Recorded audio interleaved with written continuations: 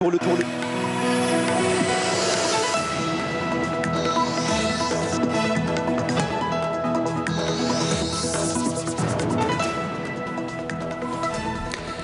Madame, Monsieur, bonsoir. Bienvenue dans ce 19h de Canal Algérie. À la une de l'actualité ce soir, l'Algérie et la Namibie partagent les mêmes positions sur nombre de questions internationales. C'est ce qui ressort des travaux de la première session de la commission mixte de coopération algéro-namibienne tenue aujourd'hui à Alger.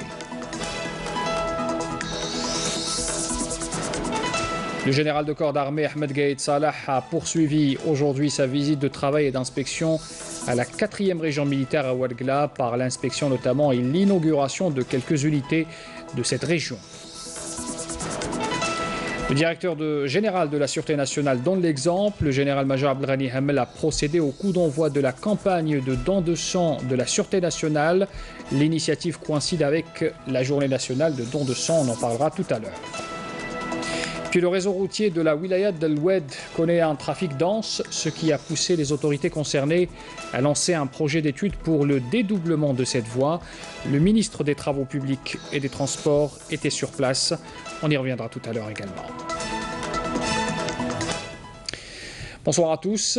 Pour commencer d'abord, le président de la République, Abdelaziz Bouteflika, a adressé un message de félicitations à son homologue zambien, Edgar Chagwa Lungu, à l'occasion de la célébration du 53e anniversaire de son pays, dans lequel le président de la République l'a assuré de sa volonté d'œuvrer au renforcement des relations d'amitié et de concertation et de coopération aussi qui unissent l'Algérie et la Zambie. Le Premier ministre Ahmedou Yahya a reçu ce mardi la vice-premier ministre des Relations internationales et de la coopération de la République de Namibie, Netumbo Nadi-Ndaitwah. L'audience s'est déroulée en présence du ministre des Affaires étrangères, Abdelkader Messahel. Puis les travaux de la première session de la commission mixte de coopération algéro-namibienne justement ont débuté ce matin à Alger sous la présidence du ministre des Affaires étrangères Abdelkader Messahel et la vice-premier ministre, ministre également des Relations internationales et de la coopération de la Namibie. Les deux pays ont partagé les mêmes positions sur nombre de questions internationales. On fait un compte rendu avec Nahal Orbi.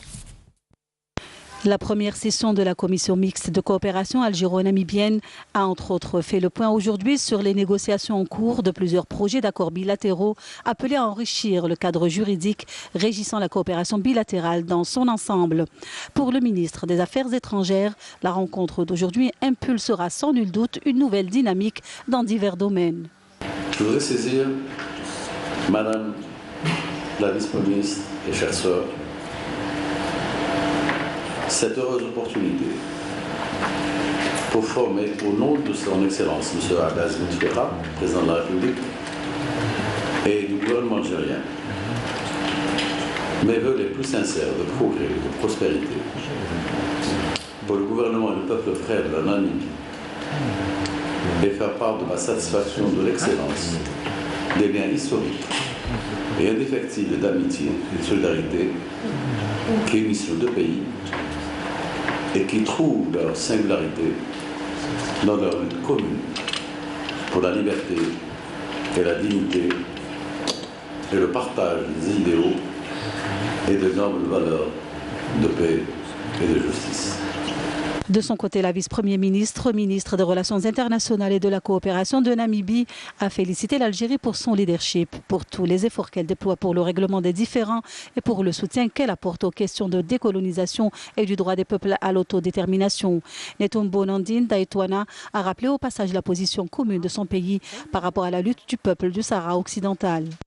I have brought here fraternal greetings from His Excellency. Je viens aujourd'hui vous transmettre les salutations du président namibien au président Abdelaziz Bouteflika. Et c'est l'occasion de renforcer les liens de coopération entre nos deux pays et aller de l'avant dans les relations historiques qui lient nos deux pays et qui concrétisera plusieurs projets, notamment dans les domaines de l'industrie, des hydrocarbures et autres. Rappelons le rôle important qu'a joué l'Algérie dans la lutte contre la colonisation et l'apartheid. Netumbo Nadi-Ndaitwah a rendu hommage au défunt président Ahmed Ben Bella et au président de la République Abdelaziz Bouteflika pour le soutien qu'avait apporté l'Algérie à l'indépendance de la Namibie. Le général de corps d'armée Ahmed Gaïd Salah, vice-ministre de la Défense nationale, chef d'état-major de l'armée nationale populaire, a poursuivi ce mardi sa visite de travail et d'inspection à la 4e région militaire à Ouargla par l'inspection notamment et l'inauguration de quelques unités de cette même région. On fait le point avec Abdelmajid Makassi. Au siège du commandement de la région et en guise de fidélité au sacrifice des Chouhada et des Moudjahidines de la glorieuse révolution de novembre 1954, le général de corps d'armée Ahmed Gaïd Salah, en compagnie du général-major Chérif Abderzak, commandant de la 4e région militaire, a observé un moment de recueillement à la mémoire du shahid Chihani Bachir, dont le siège de la région porte le nom. À Borj Omar Idriss, dans la wilaya d'Ilizi, le général de corps d'armée a inauguré l'hôpital de campagne, un édifice qui servira pour la prise en charge médicale des personnels des unités et celle des citoyens de la localité. Le général de corps d'armée a souligné lors de sa rencontre avec les éléments que cette importante réalisation constitue un maillon fort dans le raffermissement grandissant du lien entre l'ANP, digne héritière de l'ALN, et sa profondeur populaire, une noble valeur qui a joué un rôle capital dans l'aboutissement de notre glorieuse révolution de novembre. Au siège du commandement de la région, le général de corps d'armée a présidé une réunion de travail avec le commandant, l'état-major, les commandants des unités et les responsables des services de sécurité, où il a également suivi un exposé global sur la situation générale de la région présenté par les commandants de la région pour prononcer ensuite une allocution d'orientation affirmant l'importance vitale de cette région militaire et le rôle capital joué par ces unités déployées le long de la bande frontalière dans la sécurisation du pays de tous les fléaux et menaces, notamment le terrorisme, la criminalité organisée et la contrebande multiforme.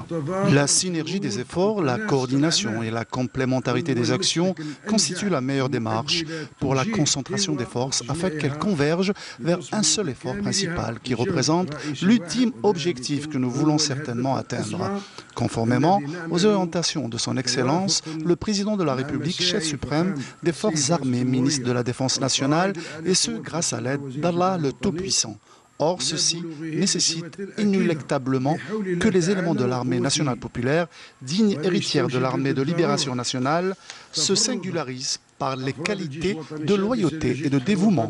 Ainsi, ils ont pu faire entendre la voix de la raison, atteindre l'avant-garde de la gloire et mettre leur patrie, l'Algérie, au rang des pays qui ont su narrer dignement leur haut fait sur les pages de l'histoire humanitaire. Le général de corps d'armée Ahmed Gaïd Salah a mis l'accent devant l'assistance que l'armée nationale populaire poursuivra sa démarche de développement de ses potentiels afin de renforcer les éléments du parfait accomplissement de ses missions constitutionnelles au service de l'Algérie et de son peuple. Telle est l'armée nationale populaire, digne héritière de l'armée de libération nationale, qui confère une grande importance à son histoire nationale avec tous les fondements de notre identité nationale, autant qu'elle aspire, avec une parfaite conscience et en accord avec ses grandes missions, à renforcer les capacités et les éléments de la sauvegarde de l'Algérie d'aujourd'hui et de demain contre tous les dangers, quelle qu'en soit la nature. À cet effet, l'armée nationale populaire veillera et avec persévérance à coordonner sa démarche de l'accomplissement de ses missions constitutionnelles, y compris la poursuite sans répit des efforts de lutte contre les résidus terroristes d'une part, la continuation, voire l'accélération de la cadence de l'effort de développement de ses supports du corps de bataille, et ce, au service de l'Algérie et en défense de son avenir sûr. Un dangereux terroriste a été abattu et 2 enfants pris en otage par ce criminel ont été libérés à Djidjel. C'était lors d'une opération d'assaut et de destruction d'un camp pour terroristes. C'était ce matin par un détachement de l'armée nationale populaire. Les opérations dans les wilayas de Djidjel et de Batna sont toujours en cours, il faut le signaler jusqu'à l'heure. C'est ce que signale d'ailleurs le ministère de la Défense nationale dans un communiqué. Le dangereux terroriste dont je parlais à l'instant avait en sa possession un pistolet mitrailleur de type Kalachnikov et une quantité de munitions.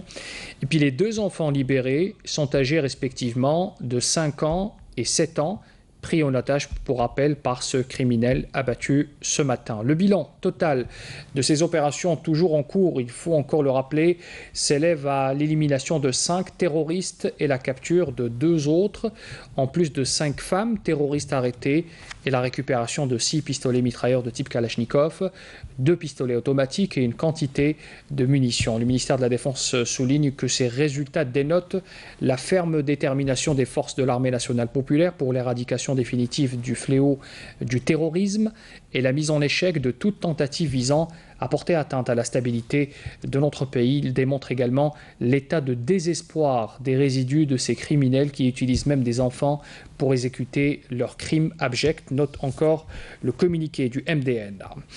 On apprend également toujours auprès du ministère de la Défense nationale que 3 casemates pour terroristes contenant des subsistance de vivres et une bombe de confection artisanale ont été découvertes et détruites.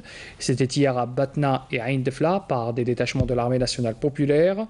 Dans le même contexte et suite à l'opération de qualité menée à Jijel, qui est toujours en cours, il faut le rappeler, toujours par des détachements de l'ANP.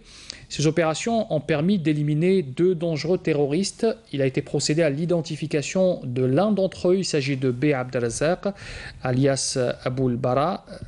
Par ailleurs, on note également que des éléments de la gendarmerie nationale ont appréhendé 4 narcotrafiquants et saisi 14,3 kg de kif traités à Tlemcen et Biskra. Enfin, les éléments de la gendarmerie toujours ont intercepté 56 migrants clandestins de différentes nationalités à Tlemcen, Tiaret, Béchar, Adrar et Tindouf également. On en vers l'actualité aussi avec l'ouverture aujourd'hui de l'atelier de travail sur le renforcement des capacités de lutte contre le crime organisé transfrontalier et la cybercriminalité et le terrorisme. Cette rencontre était l'occasion d'échanger les expériences entre les États membres de l'Afripol et définir les défis sécuritaires en matière de lutte contre toute forme de criminalité par la préservation de la stabilité des pays africains.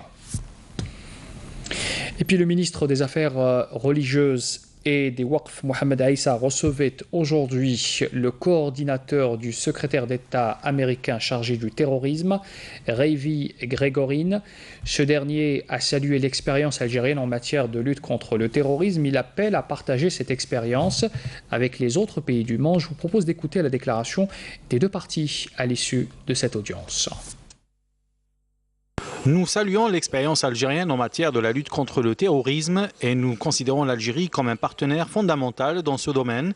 Et les États-Unis veulent bénéficier de cette expérience et de la réconciliation nationale. L'occasion nous a permis également d'aborder plusieurs autres sujets qui concernent l'intégrisme violent. C'est grâce à la réconciliation nationale que nous avons pu instaurer un espace sain pour le dialogue et combattre l'extrémisme jusqu'à atteindre l'étape de la prévention et de l'exportation de cette expérience. Aujourd'hui, l'Algérie est fière et disponible pour partager cette expérience avec les autres pays du monde, notamment les États-Unis.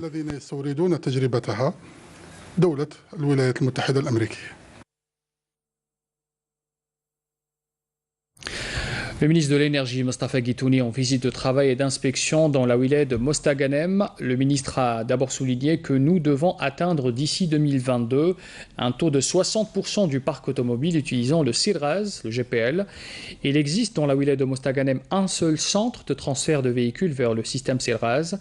Guitouni a d'ailleurs instruit dans ce sens de multiplier les centres à travers tout le pays. Le ministre a par ailleurs visité le centre de formation relevant de la société de transport maritime IPROC, filiale de Sonatrach, où un exposé lui a été présenté sur la situation du secteur de l'énergie dans la wilaya.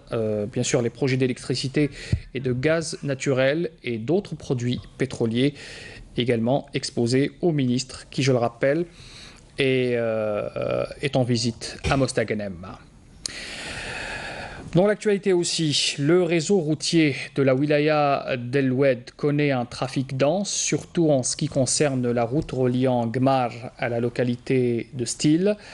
C'est une route, vous le voyez donc, très fréquentée qui pousse les autorités concernées à lancer un projet d'étude pour le dédoublement de la voie. Ce projet a fait l'objet de la visite du ministre des Travaux publics et des Transports, Abdelghani Zalen. Dans cette wilaya, le ministre s'est enquis de cette situation Et bien sûr, il est revenu sur les projets qui seront lancés incessamment pour régler notamment ces points noirs et ce trafic dense que connaît la wilaya de l'Oued actuellement. On parle également de transport pour vous parler de ces nouvelles lignes ferroviaires qui arrivent dans la wilaya de Tiaret, des projets qui auront un impact certain sur l'économie locale, très important pour les wilayas des hauts plateaux. On voit cela en détail dans ce commentaire signé Hassiba Abdallah. C'est un méga projet qui va apporter beaucoup à la région de Tiaret et ses environs. Des lignes ferroviaires qui vont desservir plusieurs villes au service des voyageurs, mais aussi de l'économie locale. La wilaya de Tiaret a bénéficié d'un projet de 2 lignes ferroviaires. La première ligne reliera les wilayas de Relizan, Tiaret et de Tissemsilt sur une distance de 185 km, dont 120 km pour la wilaya de Tiaret. Cette ligne sera d'une vitesse maximale de 120 km/h et c'est une ligne mixte qui assure le transport des voyageurs et des marchandises. La deuxième ligne ferroviaire relie quant à elle Saïda à Tiaret et Tiaret à Relizan. Et les travaux de réalisation ont bien avancé. Pour cette ligne, nous avons 7 stations pour les voyageurs, à savoir la Daïra Darrahouia, Meshra Asfa, Tiaret, Dahmouni et Mehdiya, et une autre station dans la ville de Tiaret pour le transport des voyageurs et de marchandises. Nous avons les travaux de réalisation de la raffinerie de Sidi Alem à Sougar qui vont débuter officiellement le mois de juillet et qui vont se dérouler sur 36 mois. Cette raffinerie sera desservie par cette voie ferroviaire. Grâce à cette dernière, il y aura également un raccordement de la route nationale nord-sud venant de Tnis et passant par Chlef, Bourj Bounama et Tissemsilt. Les travaux de réalisation de ces 2 lignes ferroviaires sont toujours en cours et se déroulent dans de bonnes conditions, ce qui contribue au respect du délai de réalisation. Et puis, comme je l'ai annoncé en titre, le directeur général de la Sûreté nationale, le général-major Abdelghani Hamel, a procédé au coup d'envoi de la campagne de don de sang. Il avait lui-même donné son sang pour marquer le top départ de cette opération. Il faut rappeler que ce don de sang coïncide aussi avec la journée nationale de ce geste de solidarité et d'humanisme. Halimi Aïcha.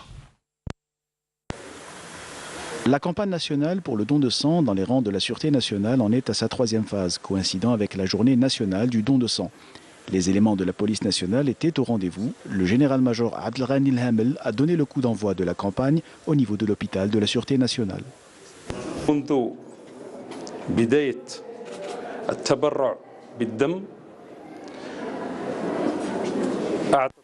Depuis le début de l'opération de don de sang, la Direction générale de la Sûreté nationale a donné 75 000 poches de sang.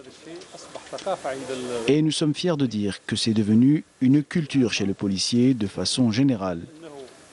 Car il sauve la vie de l'enfant, il sauve la vie de la mère et il sauve la vie de son collègue touché durant le service en lutte contre le crime.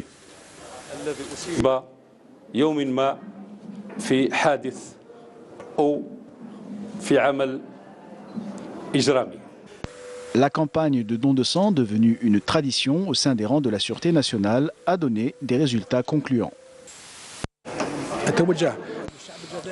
Je m'adresse aux Algériens de 18 à 65 ans pour qu'ils se dirigent vers un centre de collecte et donner un peu de leur sang. Nous remercions tous les éléments de la Sûreté nationale et nous espérons voir cette initiative s'étendre à d'autres institutions. Cette initiative humanitaire a également été l'occasion d'échanges de récompenses honorifiques. Puis on parle à présent des préparatifs des prochaines élections. À Msila, 17 nouveaux bureaux de vote et 128 nouveaux centres ont été introduits au niveau des 39 communes de la wilaya pour assurer le bon déroulement pour le prochain scrutin. Nous sommes dans la commune de Wennoura à Msila. Ici, les préparatifs des prochaines élections vont bon train. Le corps électoral est estimé à 65 000 électeurs qui seront répartis sur 431 centres et plus de 1000 bureaux de vote. Afin de permettre aux citoyens d'accomplir leur devoir électoral dans les meilleures conditions, nous avons introduit 17 nouveaux bureaux de vote et 128 nouveaux centres répartis sur 39 communes. Plus de 300 dossiers de candidature ont été reçus au niveau de la wilaya de Msila, entre assemblées communales et de wilaya. Les services concernés comptent assurer une bonne gestion de la campagne électorale. La wilaya a réservé 138 sites en coordination avec la haute instance indépendante de surveillance des élections pour l'organisation des meetings électoraux. Tout est fin prêt au niveau des 47 communes de la wilaya de Msila pour assurer le bon déroulement du rendez-vous électoral du 23 novembre prochain.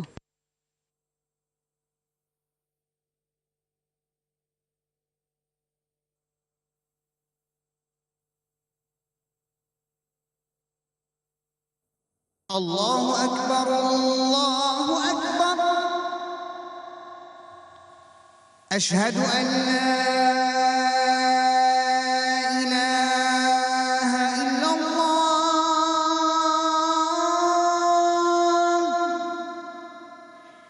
أشهد أن لا إله إلا الله أشهد أن محمدًا رسول الله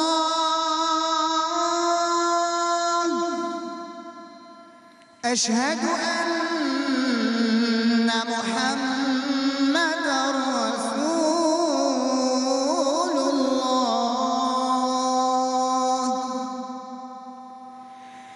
حي على الصلاة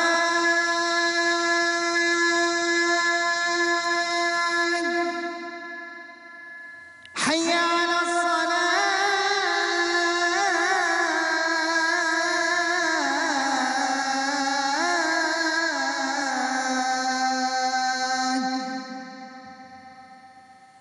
حي على الفلاح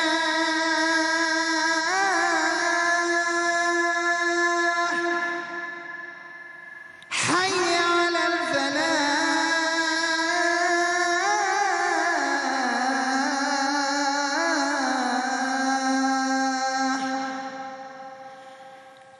الله أكبر الله أكبر لا إله إلا الله اللهم رب هذه الدعوة التامة والصلاة القائمة آت محمدا الوسيلة والفضيلة وابعثه مقاما محمودا الذي وعدته. C'était là l'appel à la prière pour Alger et ses environs pour Salat al-Isha, taqabbal Allah Salat al-Jami'. On poursuit ce journal pour aller à présent à Abalessa. C'est une commune de la wilaya de Tamanrasset où l'opération d'assainissement du fichier électoral est presque achevée pour permettre aux habitants de la région de voter dans de bonnes conditions. Karim Haïfar. L'opération de révision des listes électorales se poursuit dans la commune d'Abalessa, à 100 km du chef-lieu de la wilaya de Tamanrasset, où les membres de la permanence locale de la haute instance indépendante de surveillance des élections se sont déplacés. Des membres qui se sont largement intéressés à l'importance de l'assainissement des listes électorales de la commune. Tous les moyens humains et matériels sont réunis pour le bon déroulement de cette opération qui est absolument nécessaire pour permettre aux citoyens d'accomplir leur devoir électoral dans les meilleures conditions.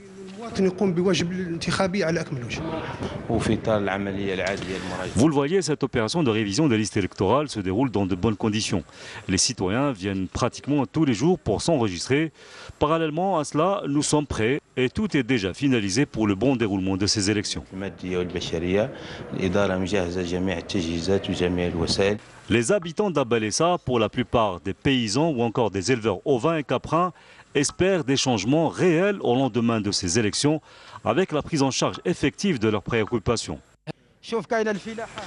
Ici, l'agriculture est dans un sale état. La plupart des paysans n'ont pas l'électricité sur leurs fermes et peinent du coup à forer des puits pour irriguer leurs terres.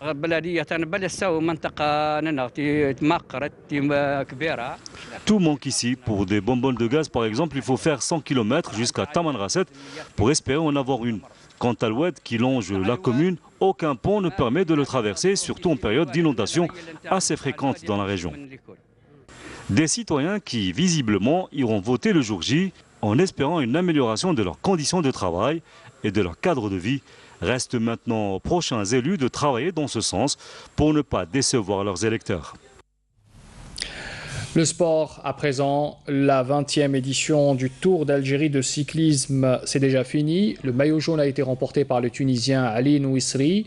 La fin donc avec cette dernière étape aujourd'hui, cette étape qui reliait Boussaada à Biskra et qui a été décrochée par un Algérien, Karrar Ayoub, du club Sovac. On fait le point sur cette dernière étape avec Nessima Imloul.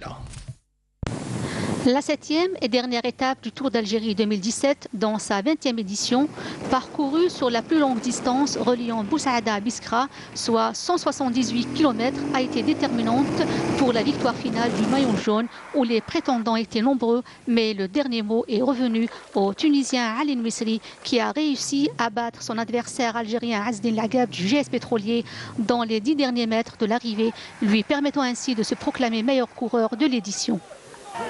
Et la ligne d'arrivée est franchie par l'Algérien Karrar Ayoub du club Sovac au sprint final en 3h41 minutes et 21 secondes devant ses compatriotes Wetis Mohamed Zakaria et Karrar Zineddin de l'Atlas Blidéen crédité du même temps. كان باركور صعيب بزاف كانت اطول ايطاب في التور الالجيري وحنا عطانا طاقتي في لونترينور تاعنا والدوبي رحنا ايشابي والحمد لله عاونوني فاني خدموني ليكيب تاعي غلقوا لي كورس من اللور وانا شاصي تحت القدام والحمد لله لحقت لهنا ربحتهم اون سبرينت الحمد لله يا رب. Dès les premiers kilomètres de la plus longue étape du Tour 2017, 8 coureurs, dont 4 Algériens, 3 de l'Atlas Blidéen et Karrar Ayoub du club Sovac, se sont lancés dans une échappée qui a pris plus de 7 minutes sur le peloton mené par les coéquipiers du maillot jaune Azdin Lagab du GS Pétrolier. Les 8 coureurs de tête n'ont trouvé aucune difficulté pour poursuivre leur aventure en passant les 2 sprints intermédiaires, tous les deux remportés par l'Algérien Karrar Ayoub du club Sovac. Au classement général, le Tunisien Ali Nouissri a décroché le maillot jaune de leader alors que le maillot vert du meilleur sprinter est revenu à l'Algérien Hamza Yassine du GS Pétrolier. Le maillot blanc a été porté par l'Algérien Abdelrahman Mansouri du club Sovac, tandis que le maillot orange du meilleur combatif a été remporté par Wetis Mohamed. Puis juste avant l'entame de ce journal, vous avez pu suivre le match USM Alger face à l'USM Al-Harrach, ce match comptant pour la mise à jour de la 5e journée de championnat de Ligue 1 Mobilis. L'USM Alger, vous l'aviez bien sûr suivi, a remporté ce derby algérois par le score de 2-0, ce qui hisse les rouges et noirs vers le haut du tableau, totalisant 16 points, juste derrière le leader actuel, à savoir le CS Constantine, qui totalise pour lui 17 points. يدخل في تفصيلات الموضوع دون مقدمات مباشرة إلى تسجيل الهدف الأول بعد خطأ من الدفاع. Voilà un rappel des titres avant de clore cette édition. L'Algérie et la Namibie partagent les mêmes positions sur nombre de questions internationales. C'est ce qui ressort des travaux de la première session de la commission mixte de coopération algéro-namibienne tenue ce mardi. Le général de corps d'armée Ahmed Gaïd Salah a poursuivi aujourd'hui sa visite de travail et d'inspection à la 4e région militaire à Ouargla par l'inspection et l'inauguration de quelques unités de cette région militaire.